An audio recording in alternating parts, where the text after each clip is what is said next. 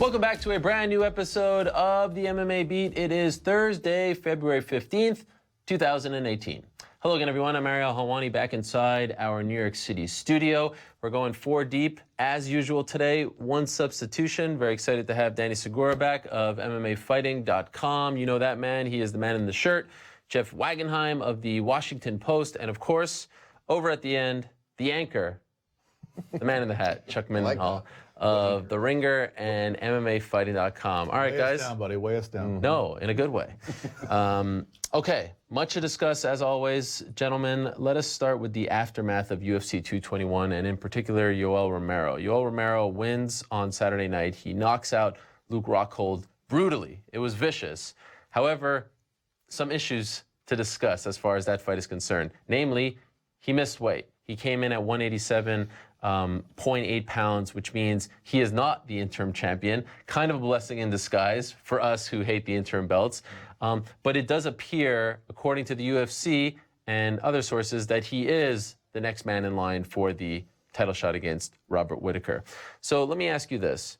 Should there be a penalty imposed on Yoel Romero because he missed weight, and that penalty being that he doesn't get the title shot, which he would have gotten had he made weight and won? Or considering the landscape, considering how the fight went, kind of forget about it, he's never missed weight before, proceed with the title fight? Well, obviously he did have a penalty in that 30% of his purse went to Luke. Of course, all those will be just for mental health appointments, just trying to get over that the aftermath of that fight with Yoel giving him a kiss. Yeah, and, well, that was weird. Pinning him against the cage, but I didn't feel like Luke liked that very much. But no, it wasn't. He was too fond of that. But here's how I felt about it. I felt like the UFC pretty much could do whatever it wanted here. If the UFC had said, this guy didn't make weight, so we're not going to give him the title fight, I wouldn't have argued about that. And the fact that they said they are going to give him to him, it doesn't seem like there's anybody else who is more, he's not jumping over anybody else. I think that it would have been fine to penalize him, but it just didn't seem as though there was anybody else who was like running neck and neck with him. So, I'm fine with him getting the title shot. I don't like the fact that he's asking for it to be in Miami because He's not asking, he's suggesting. Well, How dare he? If you're any challenger should not get a home game. Sure. And then especially a guy who didn't even make weight shouldn't get a home game. But if he gets the title shot, I mean, certainly it was a great performance. For those extra couple pounds, it was a great performance. So considering the options, you've got Chris Weidman out there. He's coming off a win, but prior to that, he had 3 straight losses. You've got Jacare, who's also coming off a win, but prior to that, lost to Robert Whittaker, also has a loss to Yoel Romero. You have Kelvin Gastelum, who lost to Chris Weidman and then beat Michael Bisping. So there's no, perfect answer. Considering the options, if you're the UFC, Danny, do you go with Yoel because there's just nothing better?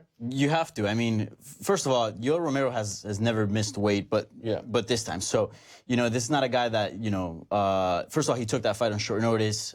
He's an older guy. He's a very big guy for the division. It was all the way in Australia and Perth. It's not really short notice. He was going to fight 2 weeks later. That's true, but still, when it comes to Orlando, right? when it comes to weight cutting, like 2 weeks still, fair. process up your, the weight cut is very, very methodical and it has its processes. So, I think you kind of have to give him some slack. He saved that main event because if, he wouldn't have been there, you would have put Mark Hunt and Curtis Blades in the main event? Probably not. And second of all, the story of the middleweight division ever since Michael Bisping became champion has been the contender not fighting the champ. So if he's not fighting the champ, contenders are fighting contenders. Yeah. And that's what we got. Jacare, who's just coming off, a win, but before that a loss. Robert Whittaker, champ. Luke Rockhold, the contender, eliminated. Yoel Romero briefly was eliminated by Robert Whittaker. Chris Weidman. It seems all the top contenders are coming off losses. The healthy thing to do here would be to get them a title shot, let the other contenders build some momentum, and just line them up. I don't know why sometimes in title fights, MMA fans want fighters to go to the end of the world and back to earn it. We've seen, guys going on crazy win streaks and not get shots. I think, for the health of the division, let's just keep the train rolling, get the title shot going. Let's stop eliminating contenders and let's just, turn everything back to normal. Weidman's coming off a win. Yeah, but before that. Okay, but I'm just saying. Yeah. Don't you wish these things could sometimes just be more simplistic? Like, I feel like every time, especially with Yoel Romero, there's always some kind of asterisk you have to juggle afterwards, kind of thinking of like, but this happened, Yeah. This particular one, because he's already taken out the guys right there immediately behind him, it would be more farcical, I guess, if they were to say, no, you don't get it now. You know what I mean? Especially because he did come in and save the event, like you said. I think that the most unfortunate part is they just fought. You know, it's like, that's the thing that I feel like is like, you don't want to see that. You wanted to see Whittaker, you know, kind of fight somebody else because that's where we're at in his trajectory. You just want to see him do that. And here comes Yoel Romero again. That's the part that kind of is like, and so you look at it in reverse. So let's say that Luke Rockhold was one who missed weight and got the big got a knockout like that. I feel like we'd all be like, yeah, Luke Rockhold, he's the guy. He's going to be fighting him, and we wouldn't have a problem with it. It's really it's a couple of convoluted things going on in there that make people hesitate. But ultimately, when you look at the guys behind him, Kevin Gastelum was like the closest you get to a guy who hasn't been in there. But I don't see him leapfrogging it, you know, from the situation. So I'd rather see this fight than any other that they could present. Both you guys mentioned, well, he was the guy who came in and saved the main event. And I kind of feel pretty strongly that cannot factor into whether a guy gets a title shot or not. I mean, I feel like that we're talking, you know, that's commerce. That's the UFC's bottom line money. And the other thing is competition. And I feel as though the only way that a guy should be earning a title shot is via what he does as a competitor. And but that's ignoring every other decision that the UFC makes. They're all based on Of course, karma. I'm not saying that that's the reality of the way things are done, but it's certainly the way that when I'm asked the question about who I think should get a title shot, I'm basing it purely upon, you know, what that person has done as a competitor, and, you know, factoring in the fact that he missed weight. You know, that kind of knocks him down a few notches, but unfortunately for the UFC, there's nobody else who was like one notch below him. Everybody else was about 3 notches below him, and nobody else really rises to that level of him. Isn't it amazing though that he's not eligible to win a fight of the night bonus, and yet he gets the ultimate prize, and that's a title shot? Like how backwards is that? Well, this is the same card where a guy who gouged somebody's eye out got a bonus. So it's like you figure, I can't figure out the bonus. That one blows my mind. Li Jiangliang, because this is a guy who was in a deep choke. I know. Eye gouges, survives as a result of the infraction. Exactly right. And the fight goes the distance, gets a fight of the night bonus, and yet Yoel Romero, who misses weight, no, how dare you? 2.7 pounds. You're completely ineligible. A little bit of eye gouging here and there. It's ridiculous. We'll talk a little more about that, but with Yoel Romero, it's just amazing when you actually take a step back and you look at what this guy's done, especially at his age. After a very successful career as an Olympian, as an amateur wrestler, one of the greatest of all time, a silver medalist, and then you look at the guys who he's defeated, and now Luke Rockhold, like I still can't really wrap my head around what has become of Luke Rockhold. I really thought when he beat Chris Weidman, I thought we were going to see like the second coming of Anderson Silva. Are you guys as shocked as I am? You know, he had the break, he had the loss to Bisping, and that was kind of a fluke thing. I still felt like he was the best middleweight in the world. You say fluke thing with the loss to Bisping. I mean, I know that's kind of a lot of people will say that, but, you know, Luke Rockhold, there's something kind of lackadaisical about the way he performs. When he talks before a fight, he acts as though these guys aren't on my level. I mean, I know other people say that kind of thing, but he kind of embodies this almost overconfident, I can just take my time and do what I want to do. And it cost him against Bisping. And so to me, that's not a fluke. It was partly largely his doing that Bisping knocked him out. And in this fight, you know, he gave, you know, what's the big Achilles heel for Romero? It's that his cardio, and he has those bursts of energy. And then if you then counter that by making him work some more, his energy goes away. But in this fight, you know, Romero would have those little bursts, and Rockhold never came back, never really pressured him, never really gave him something to worry about. And that's what ends up costing. How good was Jimmy Smith, just as an aside, in calling that fight? Because honestly, what you're mentioning, I thought he framed it so well that you understood exactly how Yoel Romero fights, his strategy. Like, that was the first time I felt like somebody really pegged what he's trying to do in there. And you're watching it, and you think, yeah, he's exactly right. And then you would see him do it, like come forth with a burst, and then he would restore and all that stuff. Anyway, that was just I'm happy you mentioned Jimmy Smith, because I thought he was phenomenal. He was. You know, like there were no first stage jitters whatsoever. And, you know, Anik and Smith, John Anik, they have a relationship. They're friends. So you could kind of tell, like it wasn't like they were meeting each other for the first time. And I had someone from Bellator reach out to me and say like, oh, it's funny to see all you guys like fawning over Jimmy Smith tonight. Like he's been doing this for us, you know, for 5-6 years. But when you see him in a new environment, new context, new fighters, bigger stage. I'm sorry to say, but it is a bigger stage, and he shines like that. I think you can make a case right now that he's their best color analyst after one show. Good. He was phenomenal. He breaks things down in a very easy to digest way. And also what I love about Jimmy Smith, that's a very underrated thing that he does, he kind of recaps the round at the end of the round and sort of gives you a sense as to who he thinks wants. You can kind of sort of figure it out as you go along, and it's not a big surprise if you're not like, a connoisseur. I thought they were both phenomenal. And by the way, Anik deserves a lot of praise too. That's like his 10th different, it's always partner. seamless, isn't it? It's like, amazing. It's amazing. Anyway, to those do that things for always 7 excite me. hours. You like watch them and like, wow, that guy fit right in. And it's a great I thought point. he shined in that main event. Yeah, that was a great duo. I really enjoyed it. Something I really like about the Spanish broadcast is that Fabricio Verdum and usually those guys score the rounds as the fight goes on. Yeah. Something you don't really get in the English broadcast. I don't know why, but that's something that Jimmy Smith does and gives his input, because there's a lot of rounds that you're like, I don't know who won this, and having that extra voice there to sort of remind you what happened in the round and whatnot, it's really good. As well, also for an audience who perhaps doesn't know that much about MMA, Jeff mentioned Yoel Romero's team's sort of request or idea to have this fight in Miami. You're from nearby Miami. The UFC has only been to Miami once in their history, and that was over a decade ago, and the fight did not draw well. And it was at the American Airlines Arena, which is a big arena where the Miami Heat play. Do you think a card headlined by the Cuban-born Yoel Romero, who now resides in South Florida, would draw well? Is this the kind of card that would get Floridians and South Floridians, to be exact, excited? I think so. My first UFC event I went to was UFC on FX3. Yeah. That was headlined by Ian McCall versus Demetrius Johnson, but let's remember back then Demetrius Johnson had no belt, so it wasn't a big event. The rematch of the one that they had fought in Australia. And it wasn't really a good card. And years later, when I was doing some freelance working now in MMA, the UFC had gone to Miami with Chris Weidman and Anderson Silva promoting their second fight. And I was able to be in a scrum and ask, why haven't you guys come back to Miami? He just said the market wasn't good. And then he mentioned the example, but we've been to South Florida and it didn't do well. But, if you bring a bad card, you can't expect it to do well. I remember, Miami's a hotspot for MMA Masters, American Top Team in Coconut Creek, just minutes away from Miami. What was from Black Zillions, what remains. So when they brought that back, you gotta bring the local guys. There's tons of fighters down there. There's a huge MMA community down there. Yoel Romero just happens to be Cuban. Tons of Cubans live in Miami. Tons of Latin American people live in Miami. I think if they bring a card there, whether it's this one for against Robert Whittaker or not, or maybe in the future, I think it's a good move for the UFC. They have tons of Latin fighters, and they can just stack that up, and I think they can do it. You were down there for a Kimbo Slice fight, right? Yeah. So how was the attendance then? Because I never attended. Those were great. The Strikeforce has been there a couple times. They had the Herschel Walker card there. Kimbo lost to Seth Petrozelli there. Right. Nick Diaz fought against Marius Saromskis. Those cards in the same arena, the Sunrise arena where the Florida Panthers play.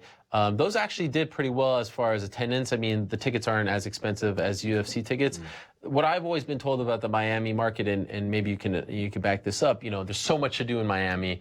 The weather's always great. Like you can't just bring a run-of-the-mill UFC on FX card. Like you have to bring an A+ card, a sort of MSG-like card, and they haven't done that. Yeah.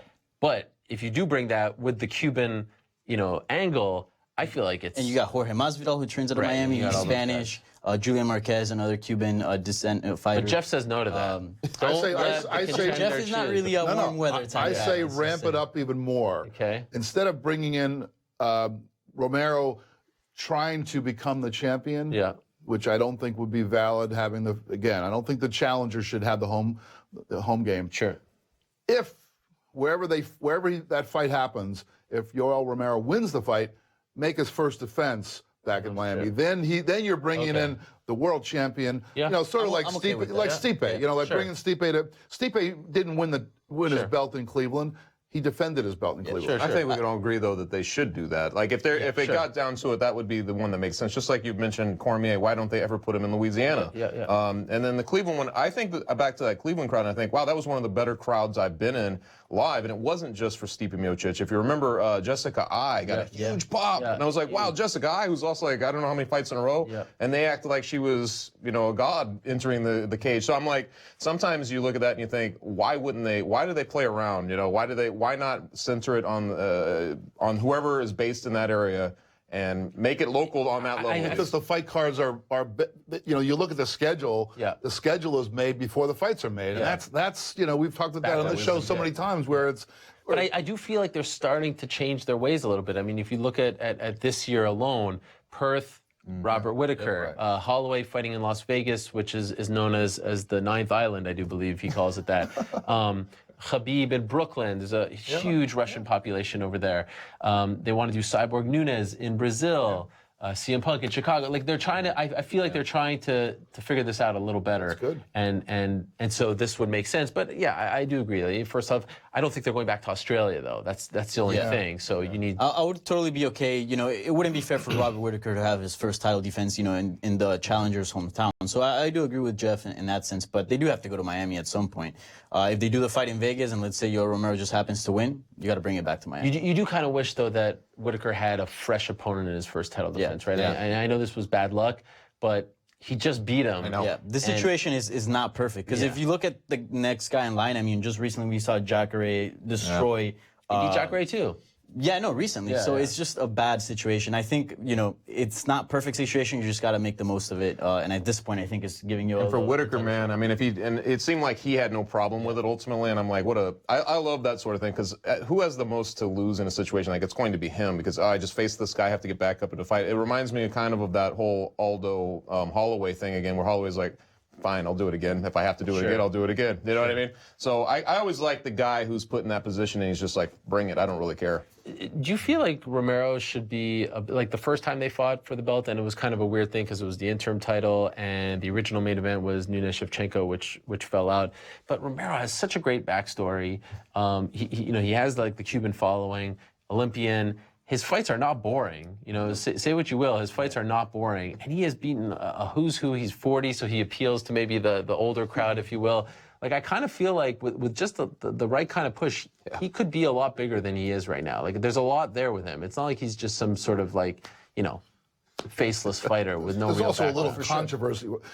Controversy with him. You know, look at the Tim Kennedy fight where. But even that stool adds- wasn't That's good, as- right? Yeah, it adds a little more flavor to Not it. apathetic towards Well, him. right. There's a lot of there's some negativity around him, but not. You know, it's kind of the kind of thing you can play with. Maybe that's why people don't want to get behind him because they feel like he does have this baggage. Yeah, perhaps. I mean, there's probably a lot of reasons, but that certainly would be one. But man, if you looked at that performance and you saw how he kind of, you know, reshuffled the deck of how he performs, how he didn't gas himself out, how he, you know, fought in those short spurts and then made himself refuel. I mean, how can you not get behind the guy? Weird with him because I feel like everybody sees him as a big specimen and they know what he can do, but yet he's unsung. I don't know how that works, but it's a really strange dynamic. Yeah. Because you know what he can do, and you've seen him do it on multiple times, but it's not like we ever ratchet up our attention and all of a sudden put him on a different pedestal. He's always in the exact same spot. Yeah. So it will be interesting to see if he's able to take that Whittaker, if he's able to win that fight, what happens with him. And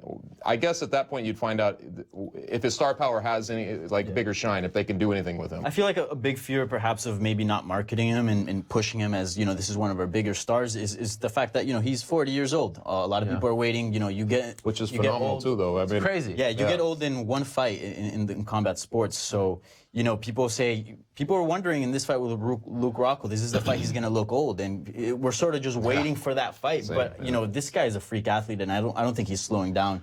Every time he came in the cage, he's shown improvement in his skills.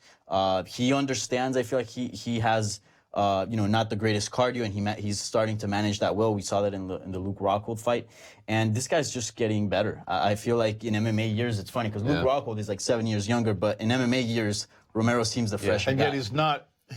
Even as he's doing all these improvements or what have you, he's not becoming less unorthodox, which is kind of also a cool thing about him. Even some of the weird things that he does, you know, the way he throws his punches, the way I was listening to someone after the fight talking about how he does this wrong, he does that wrong, but it all works for him because the opponent, you know, the opponents are used to, these guys train, they're used to how someone comes at them in the gym, and this guy is doing things a little different. Even that little like hammer fist to the thigh, which was like, who does that kind of stuff? It's just kind of crazy, but it kind of It's got a all little part bit of of his that plan. wild Paul Harris Yeah. wild card element to him, where you're like, oh, what's he gonna do that's crazy this time? That finishing sequence where he's like kind of holding Rockhold's head and It's like raising Holy Home Betch Kohea. Man, it was like, Yeah.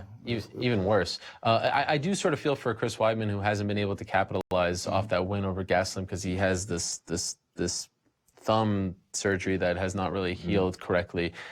You feel like if he would have gotten one or two more fights in between, the July fight and now, he may have been more in the discussion. But it does seem as though they're going with Romero. Let me ask you guys quickly about this Alexander Gustafsson call-out of Luke Rockhold. I felt like that was a little off-putting. I mean, the guy just got brutally knocked out 2 days ago. He's in a smaller weight class. I know he was talking about 205, but did you feel like that was just a little bit forced? It didn't, I don't know. I originally thought it was like the subtweeting thing going on there. He's like actually kind of going at Cormier in a roundabout way. I didn't know, because it makes no sense either. You know what I mean? Ultimately, I know that Rockhold was already dangling out there that he wants to go to 205. But he just lost. That was he before just the fight. lost. Yeah. And everybody just watched it. So the timing, if that's what he's doing, you're like, man, you need to work on your timing a little bit. Yeah.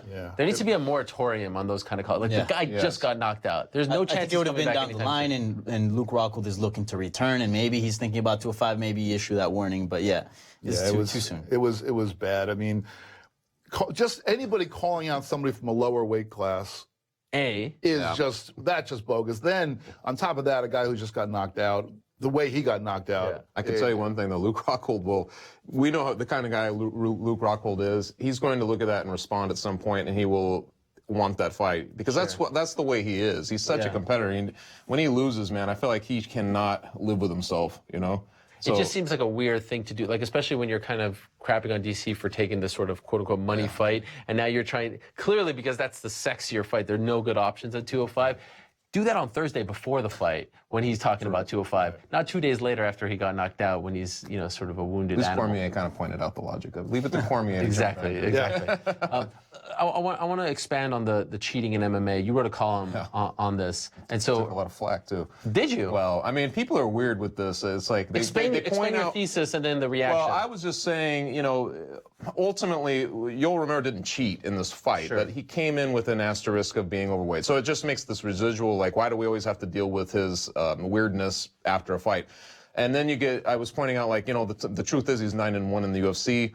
And a lot of these fights had some weird shading to them where he got by with something. The Jacare one where he grabs the fence, where he got squirted with water, and the Weidman one. You know what I mean? And I was just kind of going down the list. Tim Kennedy with and the Tim Kennedy one, which I pointed out as well, which was a very glaring, weird thing that was happening because he was almost out, but he affords himself all this time. But anyways, you start looking at that and you think like, and then on heels of this eye gouge thing that happened with Matthews, and I was just like, you start thinking about that and you think, it really does pay to cheat. Like, this is one of those situations. I know Chad Dundas, our guy, has talked about this and even come up with the Dendasso or whatever he calls it, his school of always cheat. But to me, like, you see it regularly. At this point, if somebody gets kicked in the groin or an eye poke, we just say, like, he'll be ready to go again in a few seconds. But there's really not even, and even if he gets multiple times poked in the eye, a lot of times it's just a warning. So in some ways, you're like, well, why not go in there and start a fight by just ripping one to the groin? Points in a 10-point must system, it'd be more glaring under the scrutiny if they did, because then they would have cost somebody potentially the fight by taking that point away. And so you might as well cheat. And I think you could point. I named a couple. People were kind of upset and giving me flack because I didn't name some other glaring ones. I'm like, well, I wasn't going to go down the list because you'd be there all day. But ultimately, I think that at some point you got to look at that and say, like, like, let's say there's a guy like Yoel Romero, for instance, who's 40 years old, which is like old man tricks, right? Like, he's like, hey, when I'm fighting these young guys, I'll just do what like in other sports where you kind of cheat a little bit when you have the wisdom to do it. You know what I mean? So that was the premise. And the interesting thing about it is it's not that fighters go out there saying, I don't think the fighters do go out there saying, well, I'm going to cheat now. Right. I think what it is, most of them don't. It's the structure of the sport. It's the structure of the scoring system because, like you said, you can't. If you're fighting 3 rounds and you lose a point to a foul in 1 round, you're probably going to lose the fight. You probably, unless you can finish the person. And so if you commit the foul, you better commit it early. So you've got this person in trouble, and then maybe you try to finish them. unless they try to restructure the whole scoring system and make it so. I still don't understand this whole 10-point must system. How it's it's 10-9 round if so and so wins, and they almost never give a 10-8, and then 10-7 is unheard of. Why not? It doesn't have to be like boxing.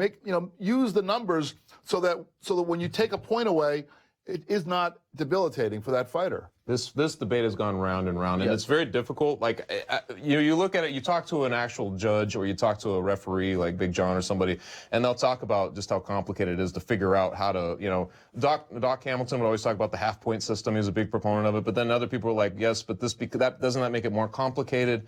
I don't know what the answer is, but when you watch something like the Holly Holm fight, for instance, right, and this was something that really affected her livelihood at the moment, but she takes a debilitating punch after the horn, and it happens again, and it just adds this controversy to it afterwards. And you're like, on the second one, on something like that, you gotta do something, right? You gotta take the point. I mean, at some point, you have to be able to punish that fighter for multiple offenses. And you know what I'm saying? Because most of the things that happen, there's always like questions like, oh, maybe it wasn't intentional, it was in the heat of the moment, right? Whatever. But I think in this case, in the Jake Matthews fight, it was pretty clear what he was doing. There was no. I just couldn't believe they gave him a bone. I'm like, it's one thing to survive the fight. I know.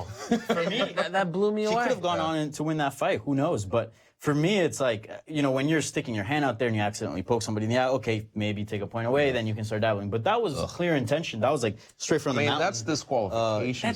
That is 100%. And it's not like they're in the midst of an exchange. Yeah. Like he was seconds away of probably tapping. They saw it too, because he goes over there and I pointed the side, he's like shooing the kid's hand away from the cookie jar or something. I'm like, dude, he's got his finger in it. Like, what are you doing? And that can change somebody's career. That can change somebody's entire life. And then you see the blood immediately. I was like, I was just worried he might have lost sight. I was like, I was worried for him. What bothers me about infractions in MMA is that there should never be warnings. The fights are, the warning should be in the locker room. The warning should be if you do this, that, and the other, you're going to get that. That's the warning. But in the actual fight, in a 15-minute fight, where every moment is key, like, grabbing the fence, eye gouge, low blow, whatever, you should be penalized. Yeah, immediately. And in every other sport, like if there's a face mask in the NFL, even if it's like an arbitrary play that is not, it's still 15 yards, or offsides, or traveling.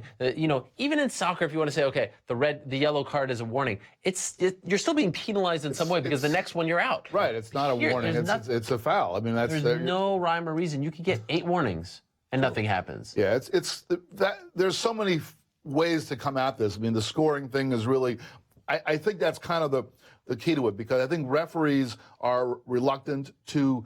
The guy grabs the cage, he's getting taken down, he grabs the cage, he doesn't get taken down, or something happens. I think one of the refs, I remember one of the refs made someone lose position because of something, and I remember there was a bit of an uproar online about this because, there was a little bit of an unorthodox thing, but it was the right thing to do. Someone gained a position, an advantageous position, because of an infraction, and so the referee took it away from him. And I think they have to do that, and they also really have to figure out the scoring. And I don't think it's as complicated as you're talking about. I don't think this half point. You've got 10. There's 10. There's 9, 8, 7, 6. You can go all the way down. Just restructure things so that there are just because we have it in our mind that in boxing it's a 10-9 round or 10. I agree. You could have in MMA you could structure it so that there are 10-5 rounds if a guy's getting beat up badly, and 10-9 is a really close one. And so then if you lose a point to an infraction, well, you maybe lose that round 10-9, but you have a damn good chance to come back and win a 10-8 or 10-7 by having a little bit more dominant performance in the next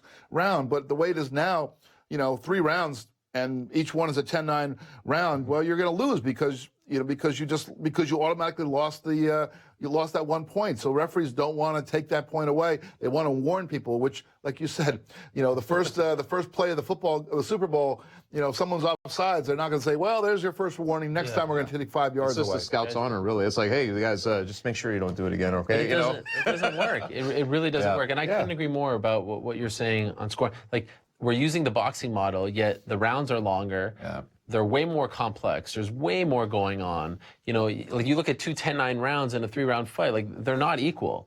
And boxing rounds are they're 3 minutes long. There's a knockdown, okay, it's 10-8. But even in MMA, if there's a knockdown, it's not necessarily a 10-8. It's just not the same. Right. I've long believed, you can overcome, like they say in a boxing match where if you have a low blow and you lose a point, Well, most boxing matches, at least the big ones, are 12 rounds. I mean, Yeah. you can lose a point and overcome that. In MMA, you lose a point, you probably have to finish why the they don't guy. do it. I mean, that's exactly why because it makes no sense. You take a point, you're altering that fight. You know what I mean? And so that's why they're just don't so cheat. reluctant But to you do it. also I know. land a low blow, you're altering the fight as well. Right. Or dare I say, eye gouge a guy to the point where he's bleeding in the midst of a choke. I mean, that was crazy. And then they reward him with the fight of the night bonus. Sometimes wonder, if having a replay system of some kind where they could see, because maybe you could give the benefit of that. Maybe you just didn't see it. Of course, he was batting the hand, so you're like, you thought he saw it. But you're like, but at least if you could look at it and make a disqualification or something at that point, I don't know. I don't know. Sure. Something like that, though, raises the issue again. It's like when something that egregious happens, you're like, hey, man, he can't, much less get he shouldn't be able to continue, much less get a bonus. Right. Last thing on 221, one of the big stories coming out of the card was the debut of Israel Adesanya. This guy, the last style bender, as he calls himself, has everyone talking. Undefeated as a mixed martial artist, an incredible kickboxing career. He's dynamic, he's exciting. In the cage during the fight, on the mic, his post-fight interview was entertaining. One of the great strikers in the middleweight division after one fight. Right. But yet, I can't help but feel worried that they're going to screw this up, that they're going to push him too quickly, that they're going I see some people saying, like, put him in there against Derek Brunson, put him in there against Jacare. And we were having this argument on Monday. Like, I said, give him 10 cans. Yeah. Just let him go on a rampage. Just build up the highlight reel. We need stars. People are gravitating towards him. Don't put him on Fox in a co-main event fight, like in a second. Like, don't do what you've been doing with everyone else. And I'm just worried that in this era where they are starving for stars, where they are starving for, new, fresh faces who are exciting, who can back it up, that they're going to mess it up. You have a guy Am I being good cynical? on the mic. He's that good on the mic, Yes. and he has that big of a presence. You don't even need to match him up with anybody for the next couple fights. I mean, you can match him. I mean, you match him up with guys in a similar vein to the guy you just fought. You don't have to do anything. He's going to do it himself. I mean, you just give him There's some wins. nothing wrong with a bit of a slow build, right? No, 100%. Absolutely not. I mean, Boxing- and that's also like the responsibility of matchmaking. Right. Like, look at Conor McGregor, for example. He had a pretty good upbringing. They gave him, although he was already a pretty developed fighter, he was already a champion at Cage Warriors, if I'm not mistaken. Two-weight class. Yeah. Two-weight classes. He was already a pretty developed fighter. They still gave him some time to really develop his skills and become the fighter that he is today. By fighting the Marcus's Brimmages. And you'll fighting know, the he'll tell Dennis you when he's Sievers. ready, obviously. Yeah, He's sure. the kind of guy who's going to telegraph his career, just like Conor McGregor did. He's going to mark his spots, Yes. just like he marked his octagon, man, when he was in there. I saw tweets of, he can beat anybody in the top 5. Give him somebody in the top 5. But man, that is just absurd. a horrible way to look at it. And even if you look at the actual fight, Wilkinson, very decent fighter. Definitely in the UFC, he's definitely a good fighter. But I mean, he got taken down a couple of times by a guy who's not, the greatest middleweight out kind there. of So reminded me you of put him Michael up Page. against. Who was the cat that somebody did the same thing to Michael Page and was like, ooh, this is not good, because it started getting the Sean takedowns. Burrell? Yeah, I think it was that one. Burrell, Yes, yeah. early on. Yeah. But it You reminded gotta me give of him a that. good test. I was looking at the middleweight roster earlier today, and I saw the Andrew Sanchez name. I would like that fight. Fights like that. Yeah. They don't have to be top 15. And I mean, in the UFC, there's no hard fights, so there's still, there's still going to be competition. It's still going to be a good fight. It's not like he's just destroying, randoms. He's still fighting guys who've made it to the UFC. Yeah, so. give him some guys who are predominantly stand-up fighters who are going to challenge him. He's a. Then you'll be the first to say, he hasn't fought a wrestler. No, but at some point, We're still in the pilot phase. At some point, you go there. But I think that's part of the slow build. I think that you're talking about. You're okay with the slow build? I think it's okay. I don't think you want to give him cans. I think you want to give him guys who are good strikers. Give him cans. Give Give him him good- the greatest He's great. cans of all He's time. great. Give him man. good strikers. He's got Give a him huge guys who presence. have also shown that they can strike. And then he goes out there and he schools them. That is impressive. I don't think you need to throw him in there with a Division I national champion wrestler. That would I mean, just be that's insane. but eventually Even a guy who's been there in the octagon like 5, 6, 7, 8 times, like don't put him in there against those guys either. I'm even against, for example, some people are throwing out there, get him against one of the older guys who's on his way out, say Lyoto Machida, or, even some people suggested Who do you Uriah pick in Hall. that fight right now? I'd probably pick Machida. Okay. But you had to think about it. I'd pick Machida. That says a Because lot about Adesanya. But still, the problem is that once you give him a guy like that and he's got a big win and a big spotlight, he can't go back. He can't fight the Andrew Sanchez. Right. So you just ruin That's it. true. So you got to give him a slow build. I mean, 100% on slow build because you don't need to. I think that's the big thing for him. When you have a guy who has that it factor, because obviously that's what I discovered about him during this whole week. And I did not put him in my Ringer preview, which I heard about quite a bit. I should have. But you see his even right after the finish, he's just like, whatever. Yeah. It's like he's already there. He's kind of like, he's got that Conor McGregor vibe in that sense, but he looks like John Jones a little bit, and he strikes like Anderson Silva. You're like, he's got a lot of weird things going on for him. He's got Put a him good in package, situations where everybody's going to see that. Everybody's going to get behind that before you start building those guys, because that's what you're supposed to do. Sure. Build a contender that way. But it's very rare. Like this doesn't happen often for the UFC, and that's why they have to be so careful. Like even you mentioned Anderson and John Jones. We were attracted to them because of their fighting, right? They were phenomenal in the cage, but they weren't great on the mic. Like we've talked ad nauseum about John Jones. Anderson hardly spoke English ever. Conor had the package. That's why we were so, enamored with him. The fans were so behind him. This guy has that sort of thing. Right. Like he's a great fighter and great on the mic. It's very rare. Luke Rockhold, He's undefeated as well, which is big. Luke Thomas had talked to him, I think, yesterday on his thing, and he asked him who he's impressed with the middleweight division or who's a good striker, and he just spent like 10 seconds laughing. It's so great though, but it's just so charismatic. The dude believes in himself, and I think that belief, that initial belief, even when his followers, he gets a bunch of followers on Twitter, it's like he was waiting for him. We had the gates open, he was waiting for him. His first tweet was like, "Hey, welcome, guys." I reached out to him to come on my show, but he was traveling. He couldn't come on last week. That's what sucks about and the he writes back. So I reached out, like introducing myself because I got his number, and all he writes back is, "I've been expecting you." See, that's what I'm saying. That's brilliant. That's exactly like Conor McGregor. He's already there. Yes. In his mind, he's been there. Yes, you know? exactly. We've seen a lot of skilled guys in the UFC. I'm not going to go down and mention them. Try to do the Conor McGregor thing, be outspoken, and it hasn't come off too well. This guy has his own flair to him. He's got his own style to it, and he's super skilled, super athletic, undefeated. I mean, the UFC has a really good package here, and if promoted correctly, I have an issue with calling it the Conor McGregor thing, and I feel like we fall into this trap. Like this was around long before Conor, and he's not trying to be Conor. Like this is just being that's himself. But I'm saying, a fighter that has but it has become like a the thing when he's only been around 5 years in the UFC, Conor. Like the idea of being marketable and talking smack and being exciting in and out of the cage isn't something that Conor invented, and so sometimes we fall into this He thing. perfected it though. I mean, he was tremendous at it. He was really good at it. But I don't know if perfecting it is the right way. Like, Nobody did it better. in the history of the UFC, fair. Yeah, But in I the would history agree of with combat sports, unfair. Yeah. Right? We all thought that of Chael Sonnen when it was happening with him too. We're all like, we haven't seen this magnitude of trash talk before. So you guys, Joe became a pretty big star, and he wasn't the most exciting I fighter. do think that it'd be good. I think the slow build is fine, but the key word is not just slow. The key word also is build. I mean, I think we watched another excellent striker, Michael Venom Page, over in Bellator, and it was just a slow static. There was never a build. I mean, he kept fighting the same guys who really had no threat for him.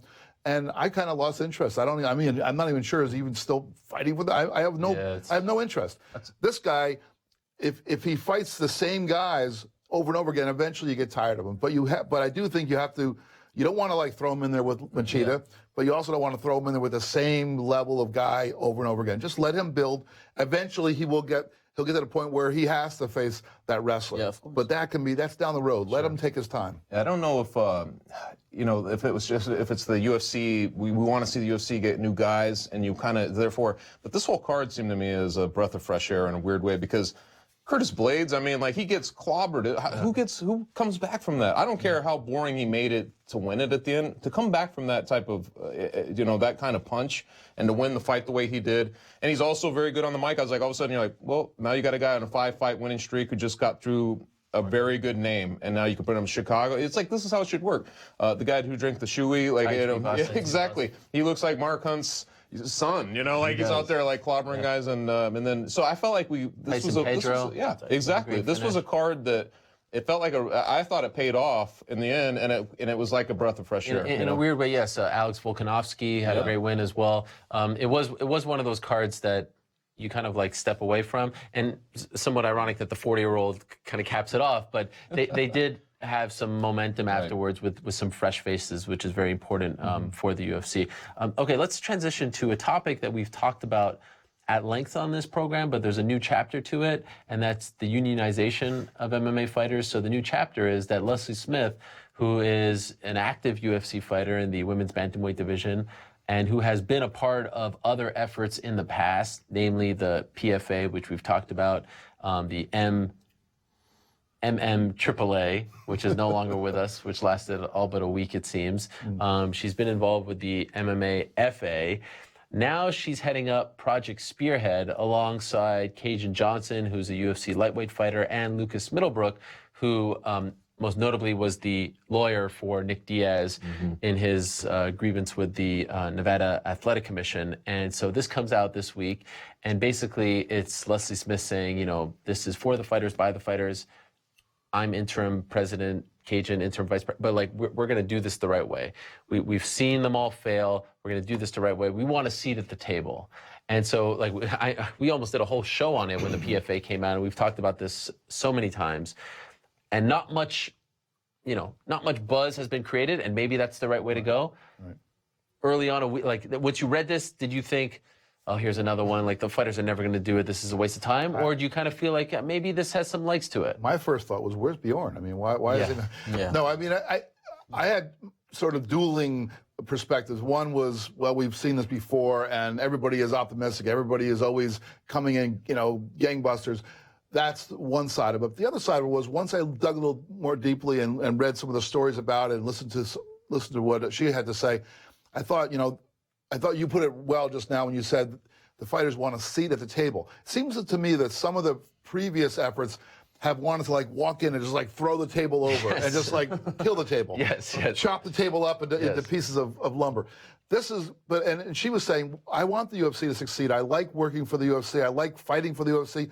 I just want us to have some voice. And I think that's the proper way of going about this, because it's not, you know, the fact that this company, was sold for $4 billion plus, the sport has developed in a strong way. And I know there's some static right now. It seems like they're a little bit on, you know, they're looking for stars and all that, but they've really built up to be a big thing.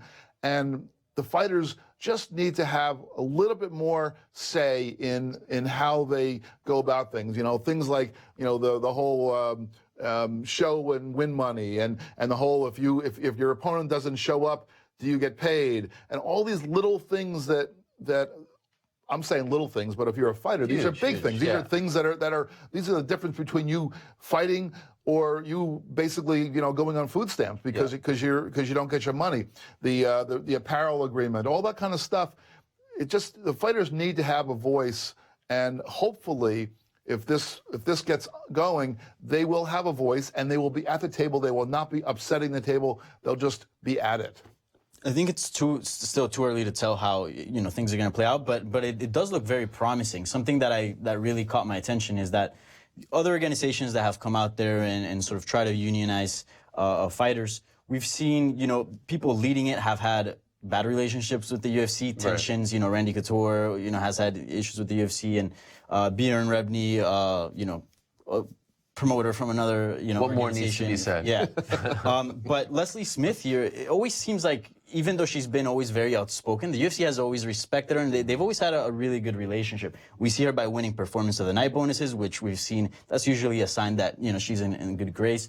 And also, I believe she had a health issue. I believe it was a tumor, and the UFC paid for it. I mean, she's not, I think her intentions are right. She's not there trying to stick it to the UFC. No, she's really trying to make this better for everybody, for the UFC and the fighters. Well, and, you know, that seems refreshing. That seems nice. She, I mean, her stick-to-itiveness stands out to me because she's been at this for a while, and she's been doing it the right way. She speaks very reasonably about why this has to happen. And then you look at some of the fearlessness, right? If you think of an activist, you want somebody who's going to be a little more fearless. She's been fairly fearless in pushing this thing, you know, to where it's at this point. And same with Cajun. I mean, that retreat when he was doing all this stuff. So you look at that and you think, this is better. This is a better nucleus in a weird way, because if you're trying to truly affect change and get people, you want to speak plainly and be kind of the people at that level. You want to be those people who can can communicate the need for it from a fighter's perspective, from somebody who's not flourishing. It'd be nice if they had some of those, but just from a fighter's perspective, and also make people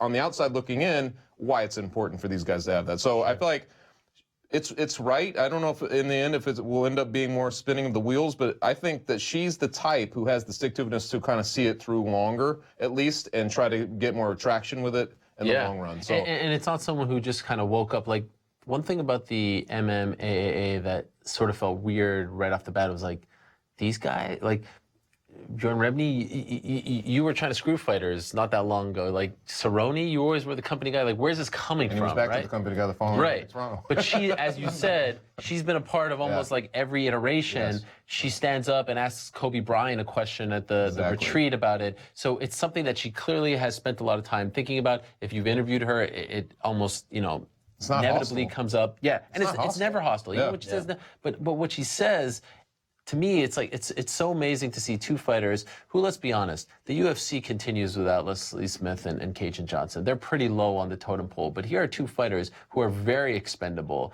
who are kind of sticking their necks out and saying, we're going to fight for this. When you have other fighters who have already made their money, who are less expendable for the UFC, who may be champions or top contenders or top draws, who refuse for whatever reason to do this. And yeah, you can say like, oh, look, they climbed the ladder and, they finally got there. They finally got to the mountaintop. Why are they going to help? Here are people who are trying to climb that ladder and are risking that journey to help out others. That is so admirable, in my opinion. Yeah. Out of these two fighters, to come together who have no connection to each other, they're not part of the same team, that they have been the ones, that retreat was almost a year ago now, and they're still sticking with it. And even I think Lucas, that's you mentioned a good sign. Middlebrook. It's like he's been he's been right there too. There's a very loyal kind of cause going on with those guys. He's been doing it for a couple of years. He's been and Leslie Smith, like they've been kind of in conjunction with each other about this. So, I mean, there's a million reasons. I think they're being very reasonable in how they're presenting it, though, and I like that. Like the last one was just came in, let's get on the phone, and we're going to talk about all this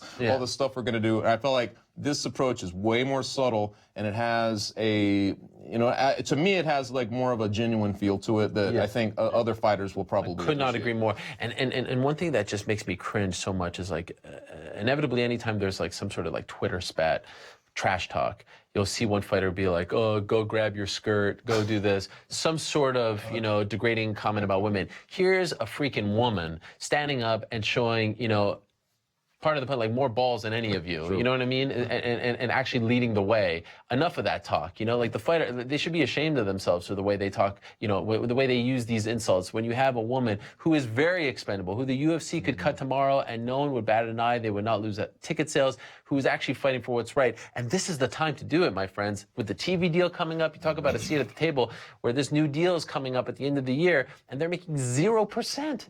The UFC is talking about wanting $400 million for their new TV deal and they get 0% of that. Meanwhile, in the NBA, they get 50% of that. That is mind-blowing. Independent contractors, my friend.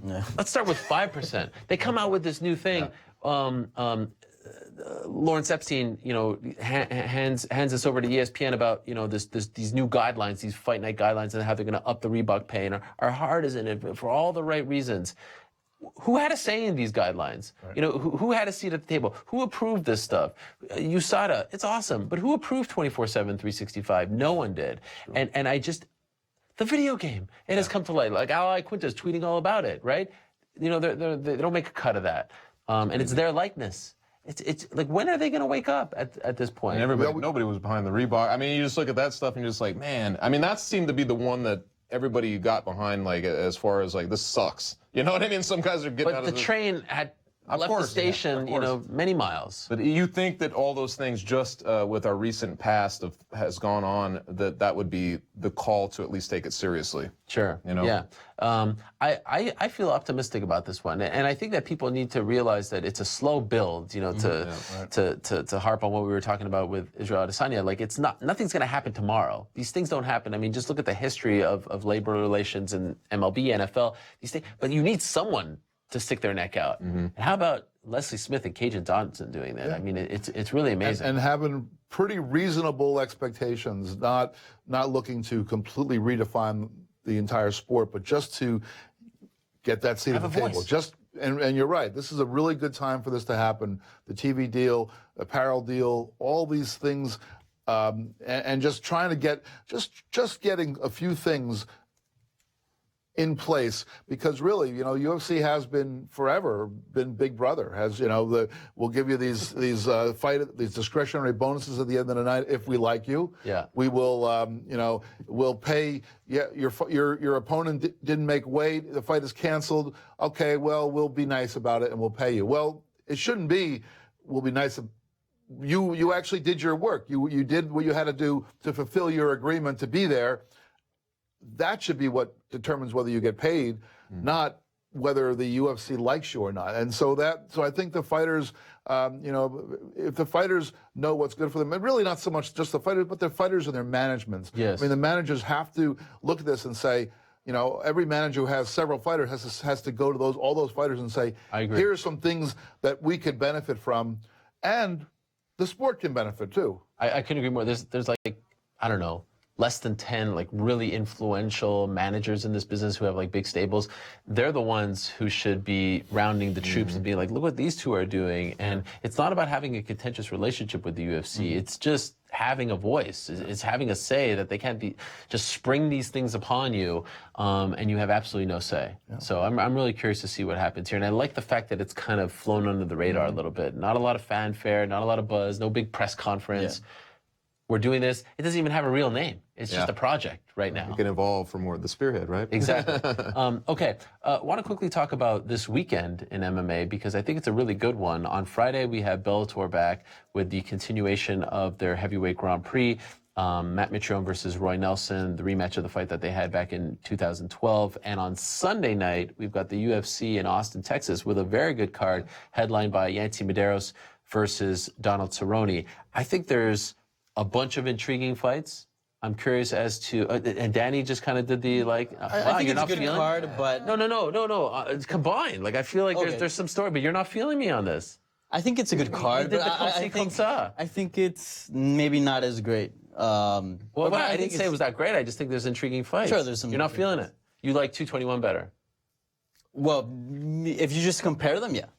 Not going in. Not going in. I mean, going in was. I mean, if we're judging 221 beforehand, it'd be hard to. It's revisionist history, right? Now we can look back and say, oh yeah, all these great, excellent performances. But I don't know. I mean, I'm not quite where you're at either. I do think that. I think there are a bunch of interesting fights, but I don't feel like if I were to say to myself, well, what are the fights that I absolutely have to see? There's no fight that happened this weekend where I'm like.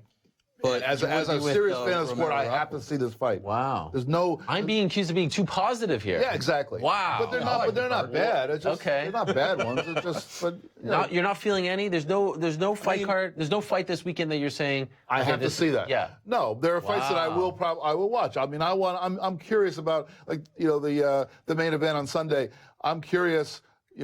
Because Donald Cerrone is on a 3-fight losing streak, and the idea of him losing 4 in a row is. So you're more curious about the guy on the losing streak than the winning streak, because Medeiros on 3-fight winning streak. Yeah, exactly. Well, I'm interested in seeing whether he can rise up, but he is kind of like he's down low in the on the pecking order, and obviously a win over Cerrone would normally push you way up, but if you defeat a Cerrone and you've handed him his 4th straight loss, I don't know how much that will push up. I mean, for me, these fights are always about not so much this guy against that guy. That's going to be a lot of fun. I mean, obviously there's some part of that, but for me, it's always about the next step. Who stands to gain? Who stands to, is there anybody fighting this weekend who, with a victory, will get a title shot? I don't really think so. There's guys like James Vick. That's a great one. Yeah, the James Vick, who's quietly been that guy. It's weird, man. So and especially fighting Trinaldo, if he gets by him, I look at it and I see a lot of intriguing fights. Honestly, they're not like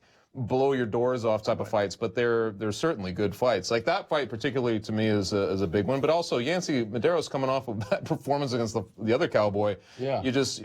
To me, that opened my eyes to that guy, and I knew it was tough. But to see that fight, where it went back and forth like that, the intrigue almost falls more to his side than it does Cowboy at this point. It's what can he do?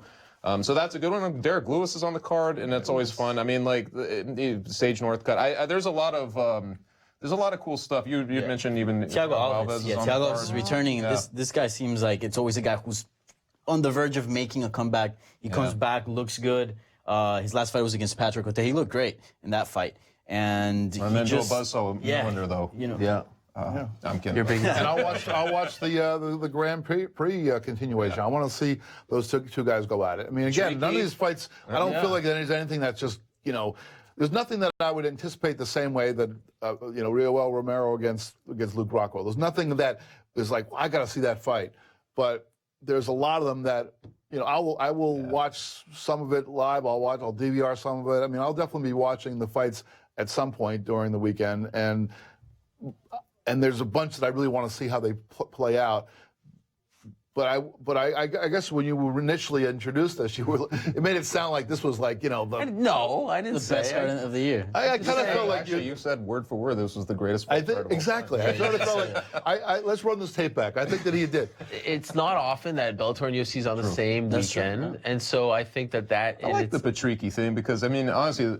I don't know how much you guys pay attention, but he's kind of on a little revenge tour right now. You know what I mean? Like he's fighting Campos, who he fought before, and he just avenged his last fight against Gertz. So it's like he's on the. I always like the guy anyway, but I like when they kind of matchmake like that. Are you more of a Patricky or a Patricio guy? I like him. Patricky's cool though. You know, I've seen him a couple times more. I've seen him fight. Does it feel like this is like the sort of unofficial start of the heavyweight tournament? For me, it does. Like It's actually heavyweight. Yes. Yeah. It does. True. That's true. And I actually really like this fight because they fought once before, but it was back in 2012.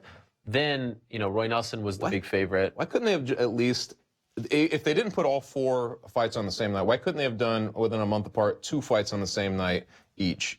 I would like to keep them closer. That's the problem with this. I think it's because they don't have the roster, and so I guess they that have is a big. so many it events. It's an automatic 4 main events. Exactly. Yeah. But going back to the main event, Nelson was the big favorite in that one. Right. He's sort of like in the real midst of his UFC run. Remember, Mitrione was coming off that horrible loss to Czech Congo, but it was a year prior. It was actually 14 months prior. He took a year and change off, and then got smoked, got knocked out. But now I feel like the roles are reversed. Like I feel like he's catching Nelson the tail end of his career, and I feel like Mitrione right now is the favorite.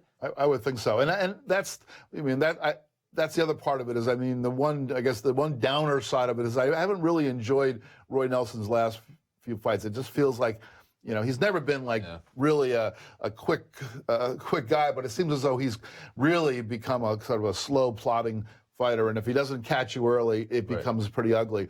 I do think though that Mitrione has kind of he's been a little more exciting. So so if he can lead the dance, I think it'll be a lot of fun. But if it turns out that, let's say he hits Mitrione and like hurts him a little bit earlier on, I feel like this fight could end up going on forever, and that would. I feel like this fight can go either way. A lot of people are saying Mitrione's the favorite, and I'm kind of leaning a little bit towards him. But I still feel like Roy Nelson will pick up a win here. I think. Really? Yeah. Wow. Because Mitrione's a good fighter. He's improved a lot since they first fought. His movement, his striking has gone a lot better. But he does get hit in his fights, and Roy Nelson is a big hitter. So I think Roy Nelson has a pretty good chance of landing a big shot. Wow. How about that? Who's the guy who fought in St. Louis? Mitrione, second fight, Hawaiian name. Oh, You know what I'm you were talking at about? it. Yeah, I was at the fight. I can never remember his name though. But that guy caught him. He caught him early, and I was like, oh, I'm out here to do this big feature, and Mitrione gets slammed right away, and it reminded me that he does get hit, And the good thing about him, he does have a good chin. Yeah. He can take a punch, and then he'll stand in and take a couple punches just to land his own. And I think he hits like a truck. So I'm like, I kind of favor Mitrione ultimately to win one of those exchanges, and that if it goes early, I think he's the guy who gets it done. To me, James Vick, with everything he's been saying, with that chip on his shoulder, against a guy in Francisco Trinaldo who is so tough. Strong, man. That dude is Yeah, great. it's so tough. I think he's really good. But if you look at Vick's record, he is primed for a big win, and also like a big fight. I think he should have been headlining this card. He was in MSG. He should have been fighting Cerrone. Yeah, should have. Even though Cerrone wants to stay at least for now at 170, But I know Vic was open about sure. it. Here's a guy who wins at MSG and is saying like, put me on the February 18th fight night show in Austin. Like he was calling his shot. Yeah. I'm from Texas. Like give him the damn shot. You know what I mean? He does seem like one of the guys who's, before I was saying there's nobody who's like at that point of like really rising right to the top. I think he might be the one guy who has that opportunity. Maybe not that he's going to get a title shot with a win, Sure. but I think he's definitely, closer than most of the other people. I mean, He's yeah, a if he top gets 5 guy. if though. he gets, I mean, he should get that spot. But I mean, if he gets past Ronaldo, you can't deny him a big name, and Anthony Pettis. He says he has trouble getting those fights. Yeah. That's the problem. But then Derek Lewis coming back from the back injury, Medeiros getting his first main event fight, Sage Northcutt, Thiago Alves, and I have sort of a personal affinity for the Jared Gordon story after learning everything that he's been through. He's fighting in the feature prelim. There is a lot to like there, Jeff. All right? This is the fight card of the century. You're Fight just like you said. Sell the damn thing. Also Sunday. I kind of like the Sunday card sometimes. Get a Saturday off. Friday night. Well, you got Sunday. the NBA All-Star Saturday night. Was that happening? Actually, it's going up against the All-Star game. That sucks. I just realized that. Yeah. What time's the Well, I guess I won't be watching the fight card. Got to go to your first love. Basketball. Yeah, of course. Because last year there was a Bellator show at the same time as the dunk competition, and that was a nightmare, a real nightmare. I just forgot it's at the same time. Why would they do that? What a mistake. brought a real Okay, now I'm really down on this card. Yeah. All right. Now you're on Jeff's side. Yeah. Okay. So that's this weekend, and we are actually out of time. But we're not officially out of time. We still have more show to go. We will now go over to Twitter exclusively. You know the drill by now. live.twitter.com/MMA Fighting. That's the address. You've been sending us some questions. Hashtag the MMA Beat. You know what is going on now? We're going to answer those questions. We're going to have some fun. We call this After the Beat, but it's exclusively on Twitter. So if you're watching us on YouTube, on MMAfighting.com, on Facebook, leave those outlets alone, minimize them, do what you have to do. Go exclusively on Twitter right now. After the Beat starts now.